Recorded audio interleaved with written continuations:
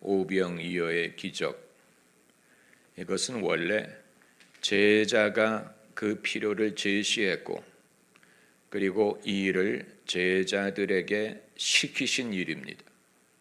제자들의 이 실력과 판단력과 상황 인지 능력을 여기에서 볼 수 있습니다.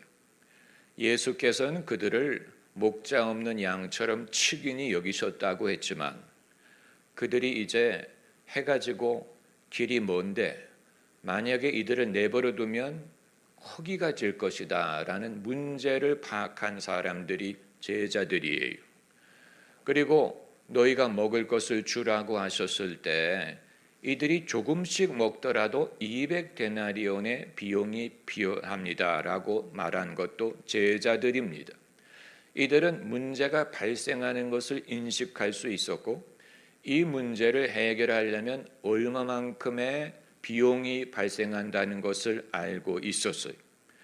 예수께서 이 제자들을 선택하신 이유가 이런 데서 볼 수 있는 것입니다.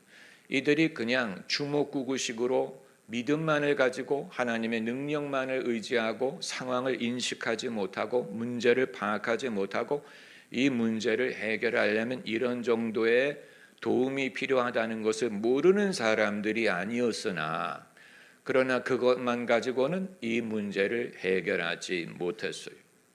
원래는 제자들에게 이 일을 맡기신 것이 아닙니까? 왜냐하면 너희가 먹을 것을 주라고 하셨기 때문에 제자들 선에서 이들을 먹여야 했지만 어떻게 500천 명이나 되는 사람들을 먹입니까?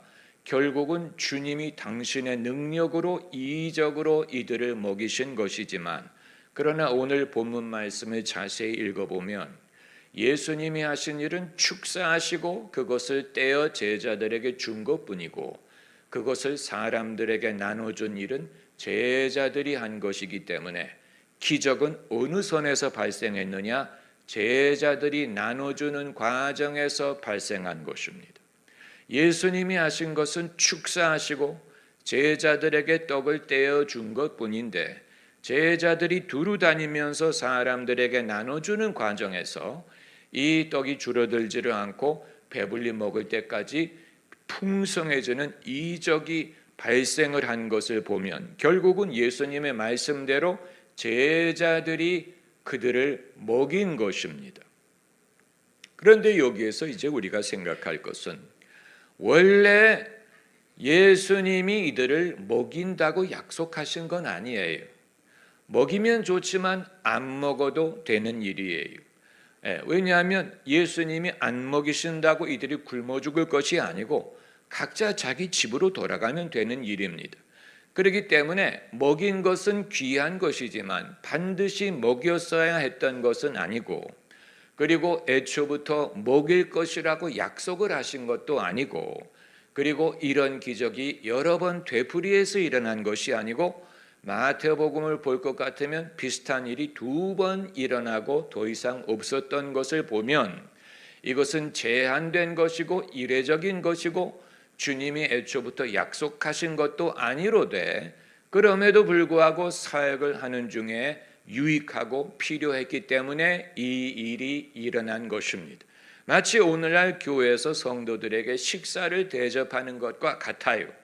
사실 성도들이 식사를 바라고 교회를 오는 게 아니고 먹인다고 약속을 한 것도 아니고 안 먹여도 그만이에요. 교회에서 식사를 제공하지 않는다고 사람들이 굶는 것도 아닙니다. 집에 가서 먹으면 됩니다. 그럼에도 그것을 하는 이유는 이것이 유익하고 이것이 필요하기 때문에 하는 것인데 안 해도 그만의 일이에요. 그리고 제자들이 이들을 먹인 일은 지읍적인 일이고 그리고 일회적인 일이고 당장의 필요에 의한 것이지 이것으로 무슨 이들의 마음을 산다거나 이들이 한꺼번에 개종을 한다거나 그런 것은 아니었는데 그럼에도 불구하고 제자들에게는 이것은 어마어마한 신앙의 교훈이 되었습니다. 군중에게도 상당히 큰 의미가 있었죠. 이 의미를 설명한 책이 요한복음 아닙니까? 오병이어의 기적은 4개 복음서에 다 기록이 되어 있는데 영적인 의미를 한 번 더 추구한 성경책이 바로 요한복음이에요. 요한복음은 마태, 마가, 누가는 그 사건만을 위주로 다루었는데 비해서 요한은 영적인 의미를 말하기를 예수님이 이 떡을 먹이신 것을 당신이 하늘에서 내려온 생명의 떡이다. 이 떡을 먹는 자는 영생을 얻는다라는 식으로 이것이 최초의 성찬식의 의미요, 예수님이 하늘에서 내려온 생명의 떡이라는 영적인 의미를 요한이 말을 한 것이죠. 그러므로 먹은 5천 명에게는 성찬식, 성례식에 참여하는 것 같은 그런 의미가 있었고 예수님이 어떤 분인가를 깨닫는 그런 의미가 있었으나 제자들의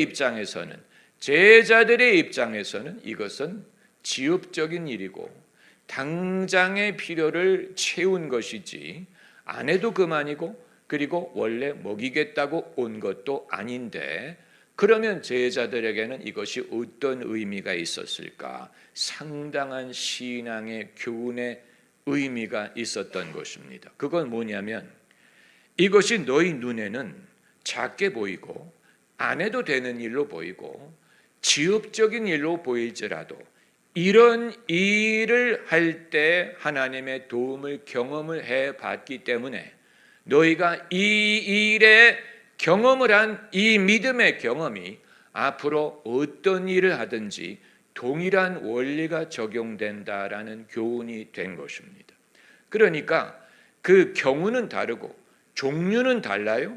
이런 일이 있고 저런 일이 있고 여기서 하는 일이 있고 저기서 하는 일이 있을 수 있으나 그러나 믿음을 사용하는 것과 하나님의 은혜로 말미암는 것은 마찬가지이기 때문에 이런 경험을 해봄으로 앞으로 너희가 어떤 문제를 만나고 어떤 일을 만나든지 똑같은 믿음과 똑같은 은혜와 똑같은 원리로 하면 된다는 귀중한 교훈이 된 것입니다. 여러분, 우리가 현재 맡기신 일을 없인 여길 수 없고 이게 왜 이렇게 작은 일이고 나는 원래 사람들 먹이기 위해서 부름받은 게 아닌데 사람 낚는 업으로 부름받은 것인데 모든 족속으로 제자를 삼으라고 하셨는데 내가 오늘 어떻게 사람들 이 보리떡과 고기 먹이는 일만 하고 있는가라고 생각을 할 수 없는 이유가 거기에 있어요. 예루살렘 교회의 7 집사가 원래부터 무슨 기적을 행하고 무슨 순교를 하고 전도자의 일을 하기 위해 세움을 받은 게 아니잖아요. 예루살렘 교회의 7 집사가 원래 무슨 목적으로 부름을 받았습니까? 성도들 음식 대접하라고 행정적인 일을 하라고 부름을 받은 거예요. 그 일을 위해 세움을 받은 것입니다. 그리고 이들은 온유한 마음으로 그 일을 했는데 그 7 집사 중에 누가 나옵니까? 최초로 선교한 스데반이 나오고 최초로 이방인에게 세례를 준 빌립 같은 인물들이 나온 것입니다. 이들이 원래부터 순교를 하라고 부름을 받은 것도 아니고 원래부터 사마리아에 내려가고 에티오피아 사람에게 세례 주라고 부름을 받은 것은 아니고 지극히 지엽적인 일, 당장에 필요한 일, 그러나 그럼에도 믿음이 필요한 일, 하나님의 은혜로 말미암는 이 일을 맡았기 때문에 여러분, 이 일의 종류와 크기는 다를 수 있어요. 어떤 일은 더 커 보이고 어떤 일은 더 멋있어 보일 수도 있어요.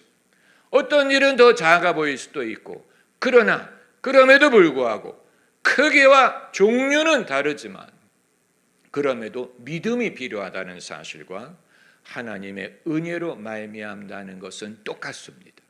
그러므로 지극히 작은 일이라도 믿음을 사용해 훈련을 해보고 하나님의 은혜로 이루어지는 경험을 해본 사람은 내가 이 일을 해봤기 때문에 다른 일을 맡았더라도 얼마든지 감당할 수 있는 준비가 되는 것입니다. 여러분, 이건 대단한 거예요. 남이 아는 예, 남의 떡이 커 보인다고 생각하면 안 되고 왜 남들은 저런 일을 하는데 나는 여기서 이런 일을 할까라고 생각할 필요가 없는 이유는 입장은 얼마든지 바뀔 수 있어요. 주님이 맡기시는 데에 좌우되는 것입니다. 그렇기 때문에 왜 저 사람은 저 일을 하고 나는 이 일을 할까를 생각할 게 아니고 저 일을 하든 이 일을 하든 저 사람이 하는 일이든 내가 하는 일이든 똑같은 믿음으로 하는 것이고 똑같은 은혜로 말미암는 것입니다. 그러므로 그 일을 부러워할 것도 아니고 내가 하는 일을 없인 여길 필요도 없는 거예요. 오히려 내가 믿음과 은혜로 이 일을 해봤다는 사실은 이후에 하나님이 다른 일을 맡기시더라도 얼마든지 감당할 수 있다는 증거가 되는 것이고, 그리고 내가 오늘은 이 일을 하는 것이 내가 다른 일을 내가 감당할 수 있을까?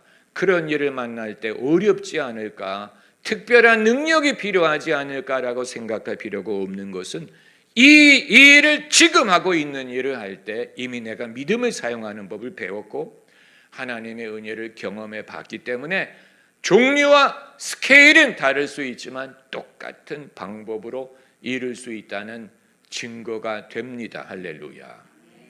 여러분,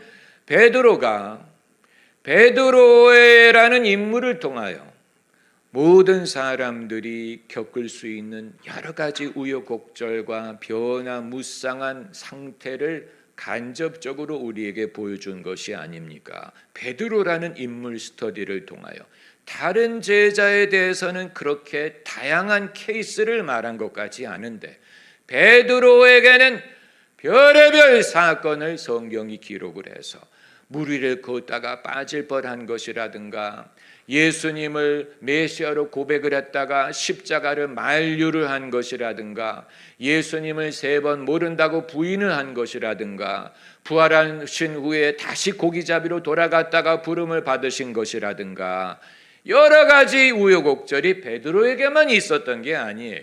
베드로만이 그런 식의 우여곡절을 경험하는 위인이라는 말을 하는 게 아니고 모든 성도들이 겪을 수 있는 여러 가지 다양한 상황을 베드로라는 인물을 통하여 베드로에게도 이런 일이 있으면 너희에게도 있다.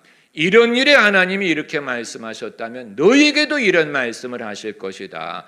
이런 식으로 이제 우리에게 주는 메시지가 되는 것인데 예수님이 부활하신 후에 요한복음에서 베드로에게 그 긴 말씀을 하지 않습니까? 네가 나를 사랑하느냐 양을 먹이라. 내가 어렸을 때는 내가 스스로 옷을 입고 띠띠고 원하는 대로 하였거니와 나이가 들어서는 남이 너에게 옷을 입히고 띠띠고 내가 원치 않는 곳으로 데려가리라. 아주 주님이 길게 그가 앞으로 어떻게 하는 주님을 영원롭게 할 것을 말씀을 하셨는데 그러면 베드로가 이제 감사하고 아멘 아멘 하나님의 은혜가 족합니다 이렇게 해야 되잖아요. 그런데 베드로가 눈을 들어 예수님이 사랑하시는 제자가 따르는 것을 보고 저 사람은 어떻게 됩니까? 라고 물어봐요. 저 사람은 어떻게 됩니까? 그러니까 베드로가 자기의 선을 잘 파악을 못하는 거예요.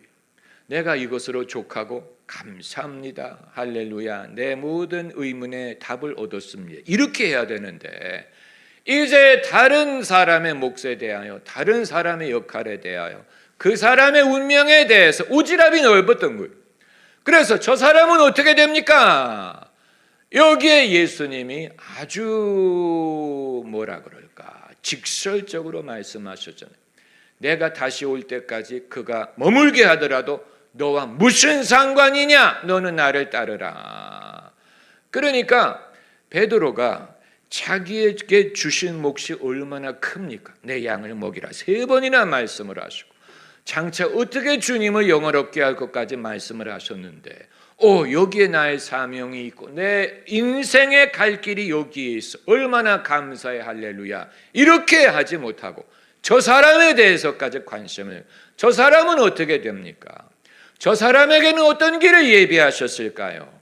저 사람에게는 어떤 특혜를 베푸실 것입니까? 저 사람의 몫이 뭡니까? 넘겨본 거예요.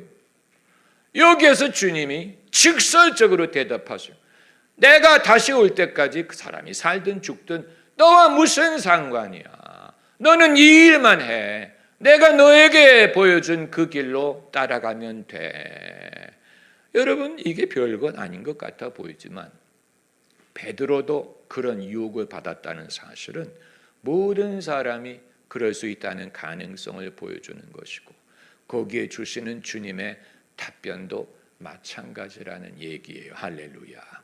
우리가 이 부분에 있어서 나는 사람 낚는 어부가 되고 땅 끝까지 가고 모든 족속과 모든 방언과 이런 일을 꿈꾸더라도 지금 내가 사람들 먹이는 일을 하고 있고 사람들이 흑이와 지금 당장에 섬기는 일을 하고 있고 내가 언제 여기를 벗어날까? 내가 언제 어디로 가서 안디옥으로 갈까? 이런 일을 생각할 수 있지만 그건 어떻게 보면 지금 주님이 하고 계시는 일을 무시하는 것이 되는 거예요. 그건 당연한 거 아닙니까? 그건 지극히 당연한 거고, 주님 이것보다는 저런 일을 하는 것이 더 옳지 않겠습니까? 라고 생각을 할 수 있으나, 만약에 주님이 그렇게 생각을 하셨다면 주님이 못하러 이 5천 명을 먹이려고 하시겠습니까? 그렇잖아요.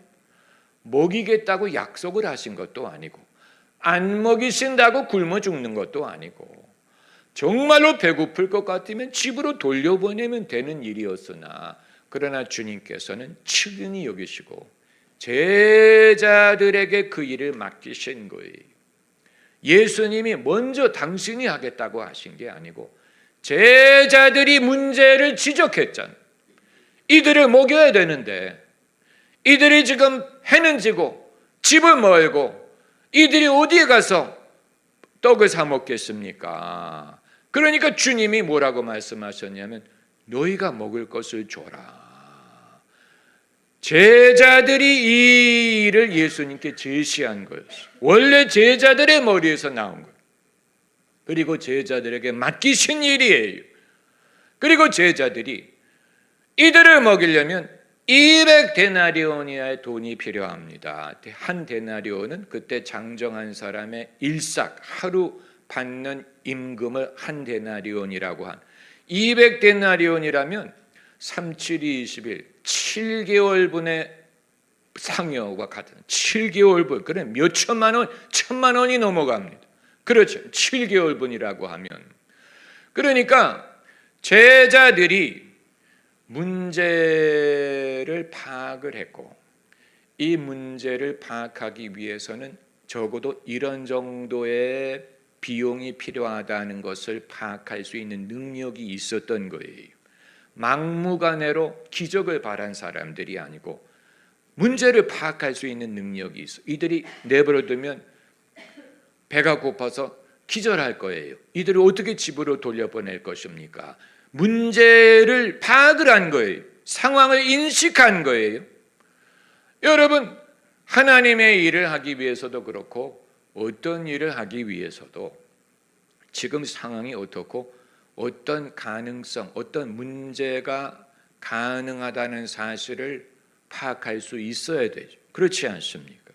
그렇잖아요. 그러지 않고 그때 대보면 알겠지 이게 아니고 지금 상당한 문제가 발생할 수 있다. 5천 명 이상의 사람들이 모여 있는데 이건 우리에게 상당한 책임을 부과하는 일입니다. 그걸 이제 인식할 수 있어. 그리고 만약에 이들을 먹이려면 얼마 정도의 비용이 필요합니다. 이것도 상당한 능력을 갖고 있는 거예요. 이들이 이런 면에 있어서 갖췄기 때문에 주님이 그들을 부르신 것입니다. 그런데 이제 이들이 결여한 것은 어떻게 이걸 해결할 것이냐, 거기에 있어서는 대책이 없었죠. 그 부분에 있어서는 주님이 역사하실 수밖에 없었던 것입니다. 할렐루야. 그러니까 우리가 교육을 시키고 공부를 하고 훈련을 시킬 때 상황을 인식하고 또 대책을 강구하고 이건 가르칠 수 있으나, 그러나 거기에 주님만이 하실 수 있는 일은 주님밖에는 할 수 없어요. 이 부분에 있어서 믿음이 필요한 것이고 주님이 그 일을 하신 것입니다.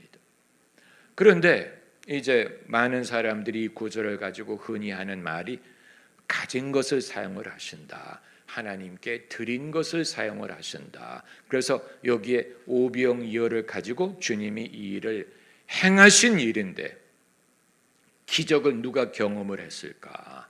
제자들이 나눠주는 과정에서 경험을 한 거예요. 제자들이 놀랐을 거예요.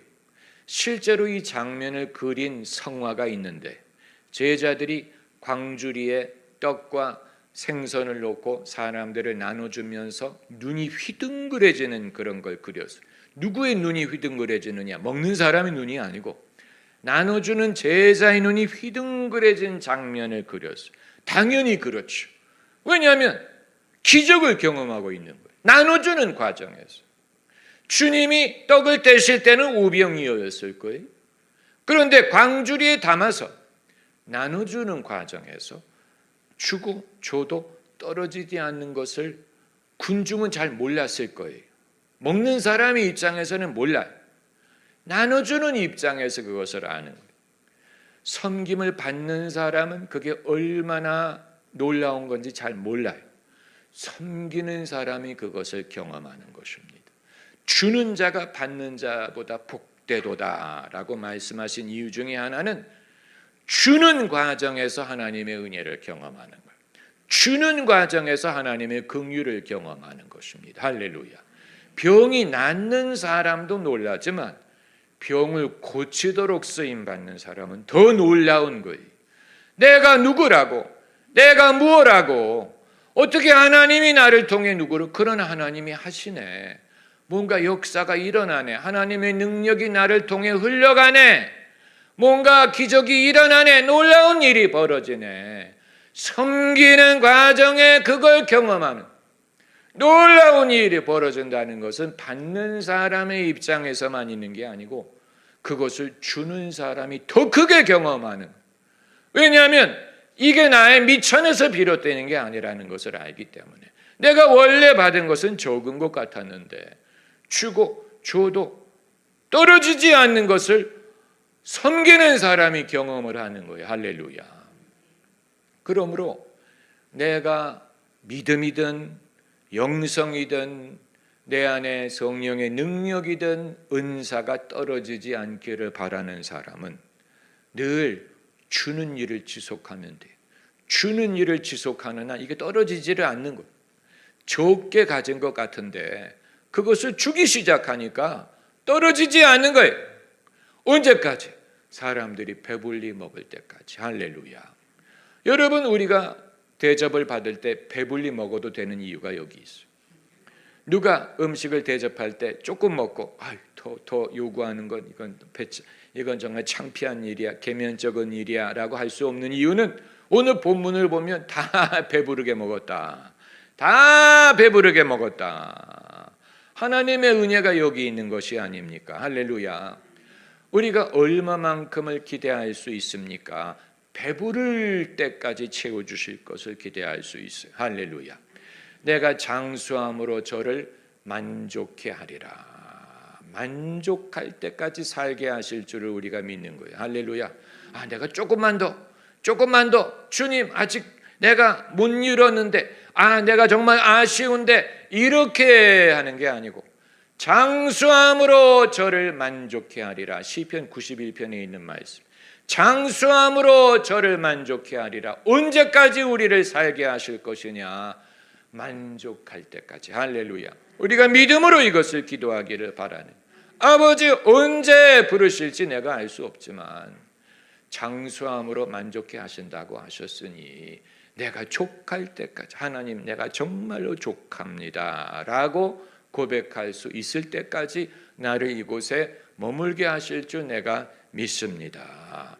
이 오병이어로 먹이실 때도 한 끼를 먹이는 것이지만 한 끼를 먹이시고 더 이상 이런 일이 되풀이되지 않더라도 그 한 끼를 배부를 때까지 먹게 하셨어요. 주님의 은혜를 보여주는 것 아닙니까? 할렐루야. 그리고 그것을 경험한 사람이 제자들이 그 눈앞에서 이 오병이어가 불어나는 것을 상상도 하기 어려워요. 어떻게 이게 가능할까?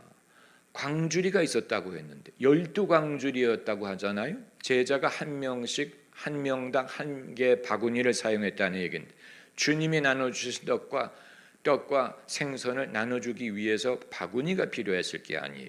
그런데 그걸 가지고 사람들 사이를 다니면서 나눠주는데 이게 없어지지를 않는 거예요. 사람들을 먹이고 먹여도 없어지지가 않아요. 놀라운 일이에요. 이건 떡과 생선뿐만이 아니고 우리에게 맡기신 모든 일이 마찬가지. 내가 사람에게 무엇을 줘야 될 입장이 있다면, 내가 섬길 필요가 있다면 이 섬김의 당위성을 내가 먼저 깨달은 거예요. 내가 먼저 그것을 제시한 거예요. 주님에게. 이들이 배가 고픕니다. 이들이 집이 멉니다. 해가 졌습니다. 이 필요를 내가 먼저 인식을 했었기 때문에 더 놀라운 것이죠. 아마 왜 누구는 이런 일에 쓰임을 받고 누구는 쓰임을 받지 않느냐 하는 근본적인 차이가 여기에 있을 수 있어요. 그건 뭐냐면 애초에 이 필요를 인식한 사람을 하나님이 쓰실 거예요. 그래야 그게 귀중하다는 걸 알기 때문에 이 제자들이 그 필요를 인식했잖아요. 이들이 배가 고프고 이런 일이 있습니다. 어떻게 하면 좋겠습니까? 이걸 인식을 했잖아요. 인식한 사람에게 주님이 일을 맡기신 거예요. 너희가 그러므로 먹을 것을 줘. 만약에 이들이 인식하지 않고 주님이 먹을 것을 주라 했으면 하더라도 이거 못하러? 왜? 이거 필요한 거야? 뭐 이 집은 이 사람들은 먹을 집이 없어? 그러면서 군시렁거렸을 거예요.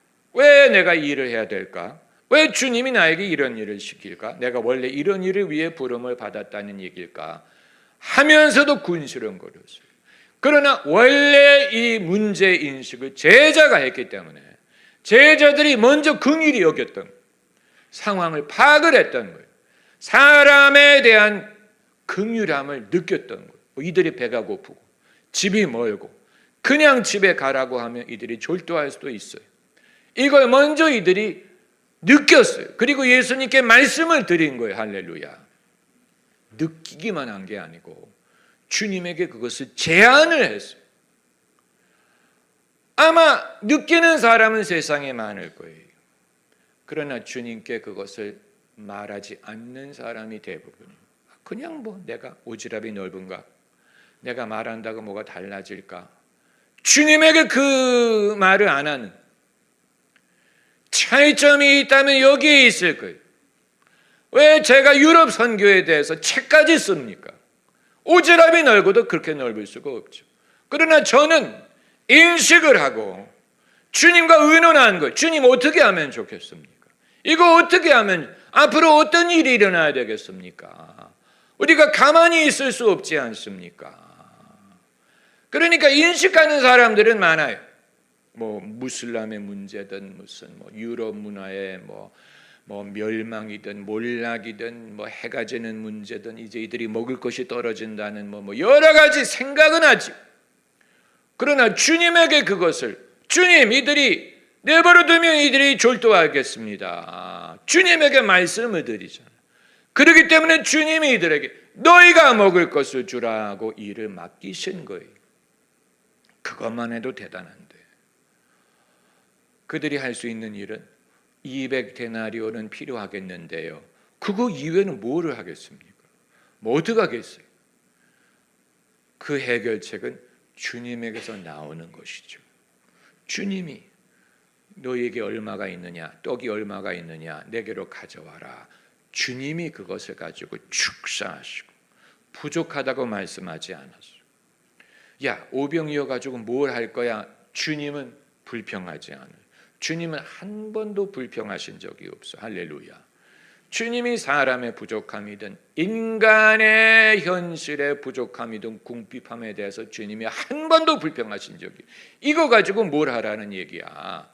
이거 가지고 뭐를 할 수 이런 식으로 예수님이 말씀하신 적이 없어요.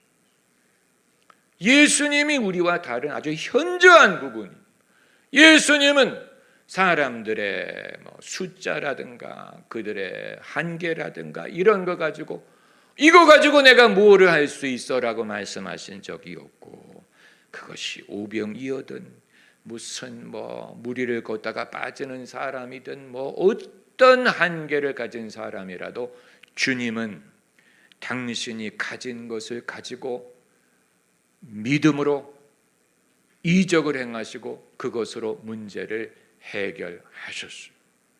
그걸 우리가 배우기를 원하는 거예요. 그러나 우리는 그걸 배우기보다는 이거 가지고 뭘 하라고, 누구 코에도 못 붙이는데 이거 가지고 뭘 할 수 있습니까? 우리가 스스로를 똑똑하다고 생각하는지도 몰라요. 제자들이 200데나리온으로도 부족하겠습니다. 똑똑한 것 같은데, 그러나 주님은 200데나리온이 있어서 먹인 게 아니고 이제 당신의 능력으로 이것을 하신 것입니다. 할렐루야. 그냥 맹목적으로 하신 게 아니에요. 아무도 문제를 제시하지도 않고 아무도 이 필요를 느끼지도 않는 상황에서 주님이 그냥 일방적으로 얘들 데려와 앉게 해, 배가 고플 테니까 내가 이적을 행할게, 이런 식으로 하시지 않았어요. 이런 식으로 기적이 일어나지 않아요. 주님이 기적을 일으키시는 건 맞는데, 그러나 그러기 위해서는 배가 고픈 사람들이 모여 있어야 되고 그 상황을 인식하는 제자가 있어야 되고 제자가 그것을 예수님께 아뢰는 일이 있어야 돼요. 주님, 이들을 먹여야 되지 않습니까? 그리고 주님이 그 일을 제자들에게 맡기시는 일이 있어야 됩니다. 너희가 좀 해라, 너희가 먹여라, 너희가 도와줘라, 너희가 해봐라, 그 일을 너희가 맡아라. 주님이 그 일을 맡기시는 일이 있어요. 맡겼기 때문에 이적이 일어난 거예요. 할렐루야. 우리가 주님에게 듣고자 하는 말씀이 너희가 먹여, 너희가 해봐, 이런 지시를 우리가 듣기를 바라는 것입니다. 우리가 그걸 듣기를 바라는, 그러기 위해서는 아는 적이 있어야 돼요. 이런 일이 있습니다. 이런 필요가 있어요. 이걸 어떻게 하면 좋겠습니까? 그 자체가 하나님이 우리 안에 이미 역사하신다는 증거예요. 우리 안에 그 마음을 두신 거예요. 우리에게 그 소원을 주신 거예요. 그걸 깨닫게 하신 거예요. 남들은 무관심한데, 남들은 무심해, 남들은 눈치도 못 채, 관심도 없어.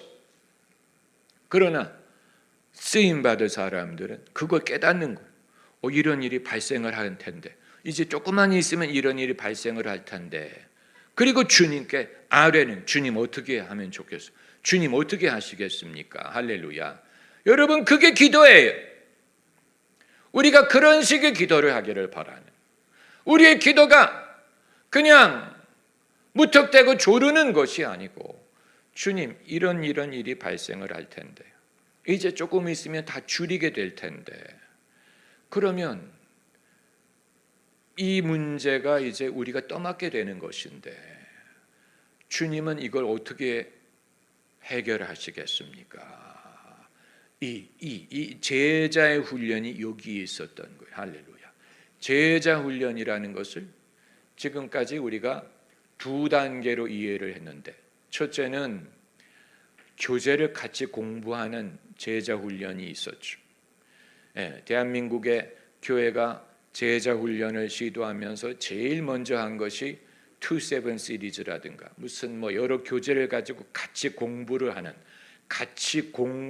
것으로 제자 훈련을 시도한 것이 첫 번째 단계였고, 두 번째는 이제 우리 교회에서 시도한 스승의 은사와 사역을 가르쳐서 성도들이 그 일을 할 수 있도록 훈련하는 그런 차원에서의 제자 훈련이 있었는데, 세 번째 단계는 오늘 본문에서 보는 것으로서 이것을 말로 정리하는 것이 쉽지 않지만 하나님 나라의 당면한 과제를 사람이 판단하고 인식할 수 있게 하고 그것을 가지고 하나님께 아뢰므로 그 일에 사명을 부여받고 하나님이 할 수 있도록 기회를 주시는 것입니다. 이건 전략적인 차원이고, 이건 거대한 차원이고, 이건 정말로 주님과 동행하는 차원,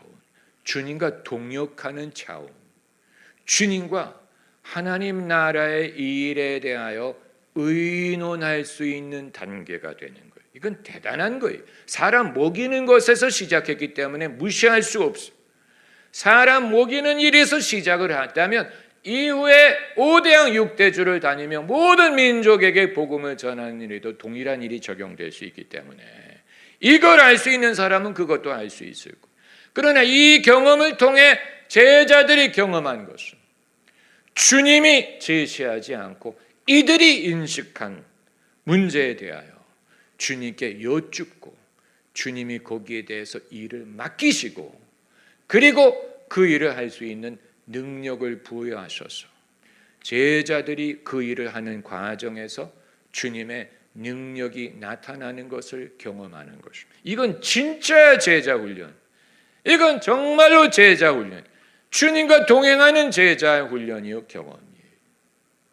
여러분, 이건 주입해서 제가 여러분에게 강요할 수는 없지만 성령이 우리 안에 역사하신다는 것을 믿을진데 여러분의 마음속에 이런 일이 있을 텐데, 이런 일이 발생할 텐데, 이런 일이 있을 텐데 어떻게 하지? 어떡하지? 라고 그냥 막연하게 생각하는 차원에서 이제 주님께 아뢰는 것이 따라오는, 주님 어떻게 하겠습니까? 이렇게 될 텐데, 이들이 허기가 질 텐데 어떻게 하겠습니까? 주님께 여쭙고 그리고 거기서 끝나는 게 아니고 너희가 먹을 것을 줘봐. 이 일을 부여받는 것. 여러분, 여기까지 우리가 나아가기를 바라는 것. 너희가 먹을 것을 줘. 네가 해. 남이 할 것을 생각하지 말고 너희가 해. 여러분 중에 실제로 그런 일을 하는 분들이 많이 계시죠. 이거 뭐 해야 될 텐데 어떻게 할까요? 사람을 고용할까요? 데리고 올까요? 이게 아니고 네가 해. You do it. 네가 먹을 것을 줘. 주님이 우리에게 일을 맡기시는 거예요. 그러면 어떻게 먹입니까? 그건 주님이 알아서 하실 거예요. 할렐루야. 주님이 우리에게 일을 맡기셨다면 할 수 있는 은혜도 주시지요. 그냥 네가 먹여 하고 아무 도움도 안 줄 수가 없는 게 아니죠. 할렐루야. 먹이려는 마음이 있어야 이적도 경험할 수 있을 거예요. 할렐루야.